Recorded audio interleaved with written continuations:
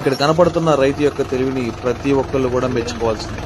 ఎందుకనంటే పత్తి చేలో కాంప్లెక్స్ ఎరువు వేయడానికి, దాంతోపాటుగా ఒకటే టైంలో గుంటకు తోలడానికి, ఇంకోసారి వచ్చేసరికి గొర్రె సెట్ వేయడానికి 3 రకాల పనులు కూడా ఒకటేసారి అయిపోయేటట్టుగా ఇక్కడ గొర్రె సెట్ని అయితే సెట్ చేయడం జరిగింది. ఇక్కడ ముందు కనపడుతున్న పనులన్నిటికి కూడా ఇక్కడ పైనుంచి వేసే కాంప్లెక్స్ ఎరువు చెట్టు మొదట్లో పడే విధంగా సెట్ చేయడం జరిగింది. చెట్టుకి 2 వైపులా ఇక్కడ కాంప్లెక్స్ ఎరువు పడడం అనేది చాలా అరుదని మనం చెప్పుకోవచ్చు.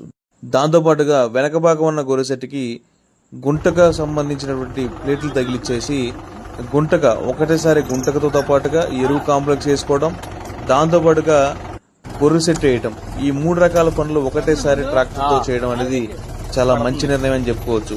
సో ఇది మొత్తం సెటప్ చేసుకోవడానికి గాను రైతుకి అయిన ఖర్చు వచ్చేసరికి దగ్గర 40,000 వరకు ఖర్చు వచ్చిందని రైతు చెప్తున్నారు. కానీ పనిమారం తగ్గింది, కాంప్లెక్స్ ఎరువు తొందరగా వేసుకోవటం, దాంతోపాటుగా మొక్కకి 2 వైపులా కాంప్లెక్స్ ఎరువు అందించడం చాలా సులభంగా అవుతుందని చెప్పి రైతు చెప్పడం జరిగింది.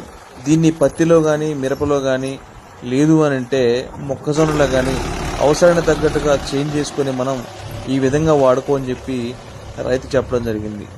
ఆ రైతుకి